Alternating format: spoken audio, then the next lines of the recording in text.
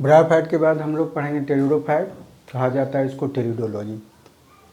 और ये वर्ड बना है टेरिस से, इसका मतलब होता है फॉर्म। इसको टर्न किया था हैकल साहब ने, और फादर ऑफ इंडियन टेरोलॉजी एस्पीर कहा जाता है इनको।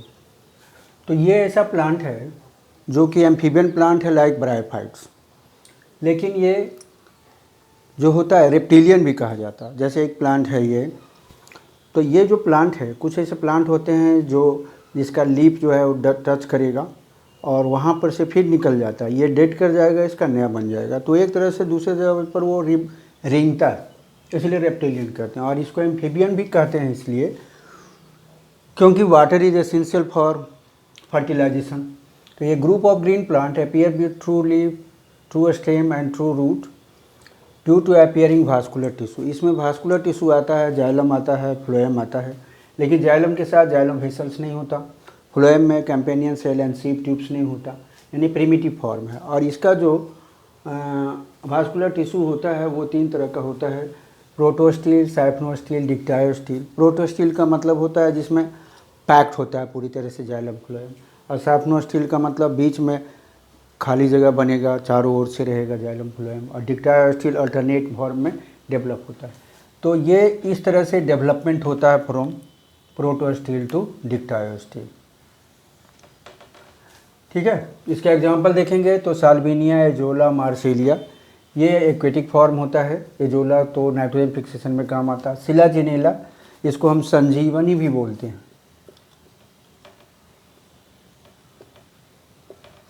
संजीवनी इसलिए बोलते हैं कि इसका एक पत्ता जो है तो गर्मी के दिन में टूट करके बिखर जाएगा, और बिखरने के बाद फिर वो बरसात में प्रत्येक पार्ट जो है वो फिर से डेवलप कर जाता है, मतलब ये मरता ही नहीं। तो एक्सेप्शन ऑफ डेथ भी कर सकते हैं। इसमें एक स्टिम है, हॉर्स टेल है। हॉर्स टेल का मतलब टेल के जैसा स्ट्रक्चर। इसका मतलब है जो जाइलम फ्लोएम आता है इसमें तो जाइलम फ्लोएम आ जाता है। ये जो पार्ट आप देखते हैं एडवेंटिशियस रूट है, यानी इसमें टैप रूट नहीं होता। स्पोर्स से डेवलप करने के बाद टूट जाता है वो, और वो फिर डेवलप करता है एडवेंटिशियस। इसमें स्टेम जो होता है वो राइजोम है, और ये जो पार्ट है इसका लीफ है। बट जो प्रिमिटिव फॉर्म है जैसे साइलोटम में, इसमें क्या होता है कि राइजोम में ही भास्कुलर टिश्यू आता है, लीफ और वगैरह होता नहीं। लेकिन जैसे ही लाइकोपिडास वगैरह में जाएंगे तो वहाँ पे तीनों में आ जाता है आपका भास्कुलर टिश्यू। और ये जो मोस्ट एडवांस फॉर्म है वो आपका है ये टेरोफाइटा। इसमें क्या है कि ये एडवेंटिशियस रूट है, यहाँ पे इसका राइजोम है। राइजोम से ही जो मेजर पार्ट होता है लीफ के जैसा स्ट्रक्चर, ये एक लीफ है, इसको हम फ्रॉन्ट बोलते हैं। ये जो है ये रैकिला है, रैकिस है, इससे ये रैकिला निकला, इससे जो लीफ लगा हुआ पैन्यूल्स कहते हैं। तो लीफ भी 2 तरह का होता है, एक होता है आपको स्पोरोफाइल्स, दूसरा होता है आपका ट्रोपोफाइल्स।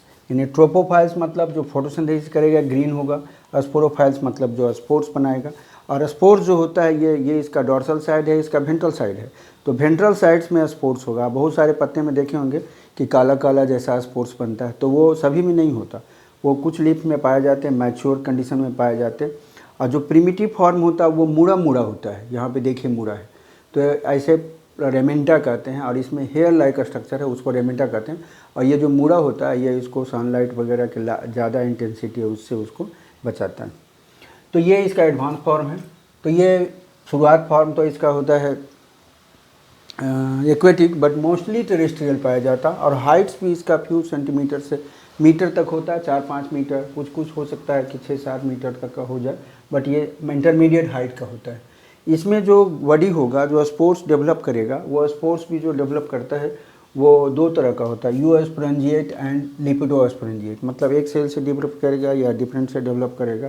किसी किसी में जैसे बहुत सारा ऐसा प्लांट भी होता है जिसमें दोनों से डेवलप करता है, बट नॉर्मली यूस्पोरेंजिएट होता है। और स्पोर्स जो है वो जर्मिनेट करके स्पोरोफाइट बनाएगा, और स्पोरोफाइट जो होता है स्पोर जर्मिनेट करके गैमेटोफाइट बनाएगा। और वो गैमेटोफाइट में माइटोसिस के द्वारा जैसे ब्रायोफाइट में डेवलप हुआ था, इस तरह से यहाँ पे प्रोथाइलस डेवलप करेगा।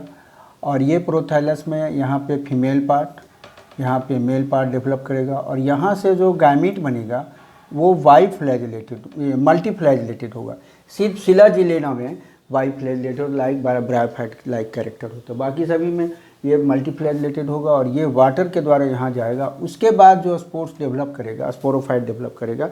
इसका मतलब ये जो हम लिए हुए हैं डोमिनेंट फेज है, ये इसका स्पोरोफाइटिक फेज है, और ये जो डेवलप किया ये इसका लिप है, ये इसका रूट है, यहाँ पे इसका स्टेम है।